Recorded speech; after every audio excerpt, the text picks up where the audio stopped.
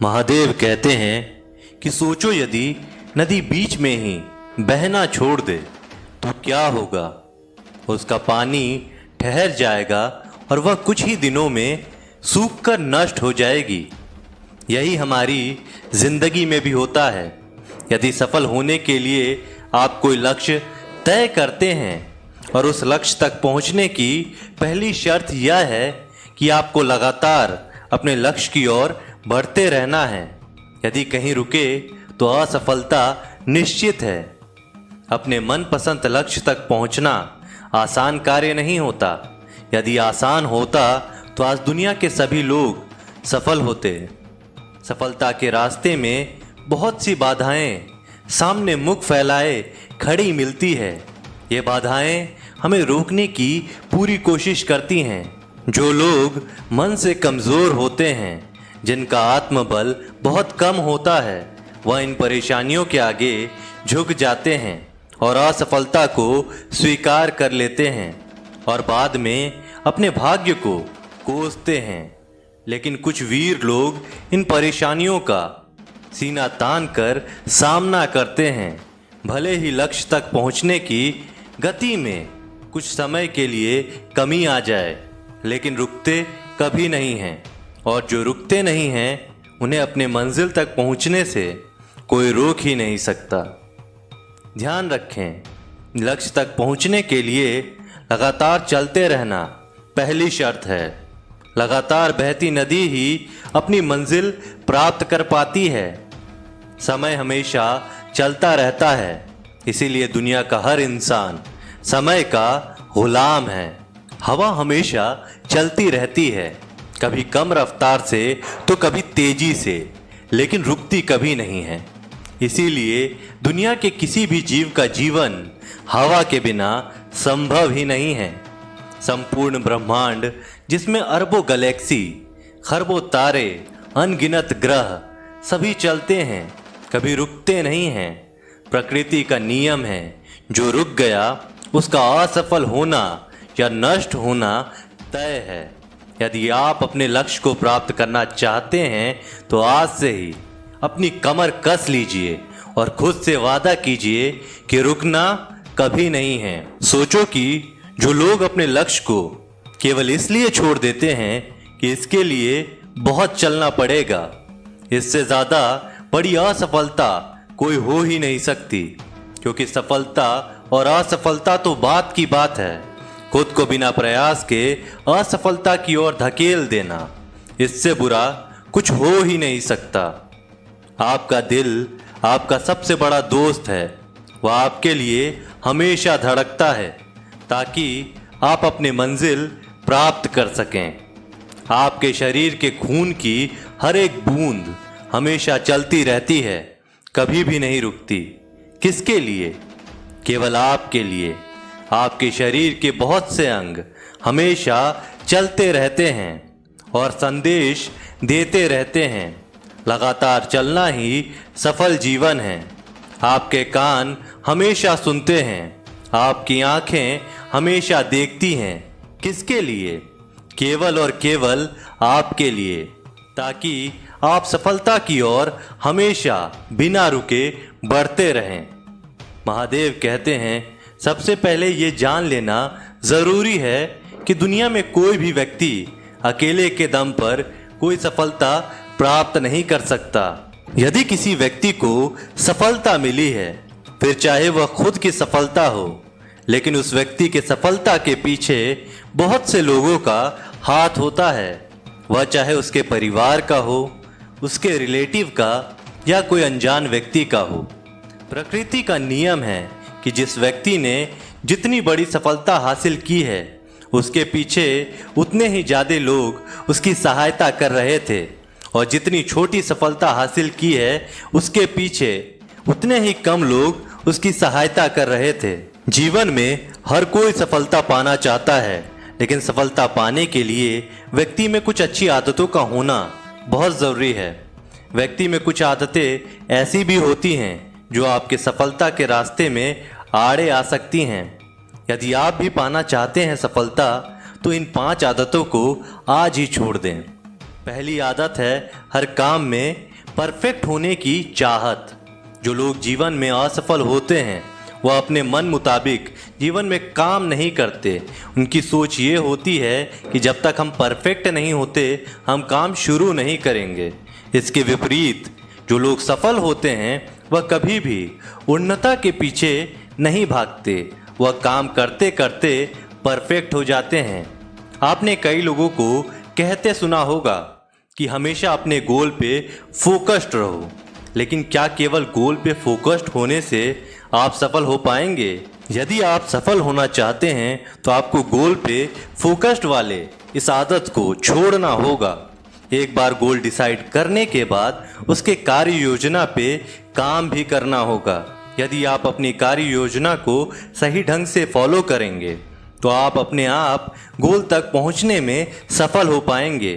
कई लोग अपना मनपसंद काम इसलिए शुरू नहीं कर पाते क्योंकि उन्हें असफलता का डर होता है।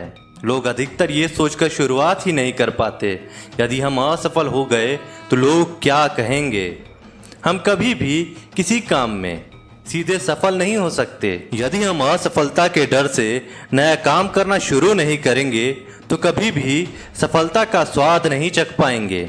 हमारे असफलता का एक बहुत बड़ा कारण होता है हम फैसले अपनी प्राथमिकता के हिसाब से नहीं बल्कि लोगों के हिसाब से लेते हैं। मान लीजिए कि कोई छात्र आर्ट्स लेना चाहता है लेकिन उसके परिजन उसे विज्ञान लेने के लिए कहते हैं। कारण सिर्फ एक है, लोग क्या कहेंगे। यदि आप जीवन में सफलता प्राप्त करना चाहते हैं तो लोगों के हिसाब से नहीं, अपने गोल के हिसाब से फैसले लीजिए। लोग कई बार भावनाओं में बहकर निर्णय लेते हैं या काम करते हैं।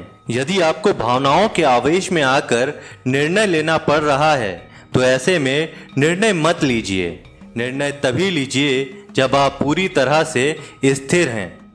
इस परिस्थिति में आप उस पर पूर्णतः विचार कर सकते हैं और आपके सफल होने की संभावना बढ़ जाती है। सफल व्यक्ति दृढ़ता से सपनों पर डटे रहते हैं। जिन लोगों ने भी सफलता पाई है और वह जहां पर भी है वह महज इत्तेफाक नहीं है। उन्होंने एड़ी से लेकर चोटी तक का जोर लगाया है और अपने सपनों को पाने की जिद पर डटे रहे हैं। हर उस चीज का अभ्यास किया है जो अपने सपनों तक पहुंचने के लिए ज़रूरी है। अपने फौलादी इरादे, चट्टानों सा धैर्य और कड़ी मेहनत से उन्होंने अपने सपनों को हकीकत में बदला है। आपके सपने भी आपका इंतज़ार कर रहे हैं, उन्हें पूरा करें, समय बर्बाद ना करें। एक भिखारी रेलवे स्टेशन पर रहता था। वह रोज़ ट्रेन में चढ़ता और एक स्टेशन से दूसरे स्टेशन तक जाता था। रास्ते में वह ट्रेन में बैठे यात्रियों से भीख मांगता था। कभी उसे पैसे मिलते थे और कभी नहीं मिलते थे।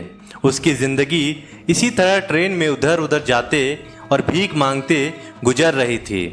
एक दिन वह रोज़ की ही तरह ट्रेन में चढ़ा, उसमें बैठे यात्रियों से भीख मांगने लगा। वह एक कंपार्टमेंट से दूसरे कंपार्टमेंट में घूम रहा था।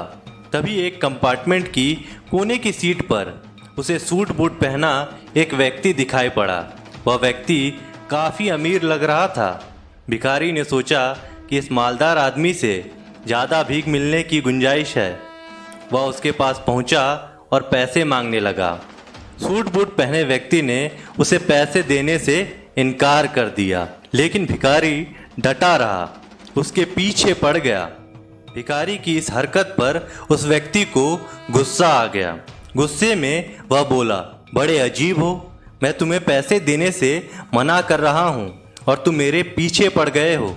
चलो ठीक है, मैं तुम्हें पैसे दे भी देता, तो ये बताओ बदले में तुम मुझे क्या दोगे। यह सुनकर भिखारी सोच में पड़ गया। कुछ देर सोचने के बाद बोला, साहब मैं आपको क्या दे सकता हूँ, मैं तो एक भिखारी हूँ। लोगों से मांग मांग कर अपना पेट भरता हूँ।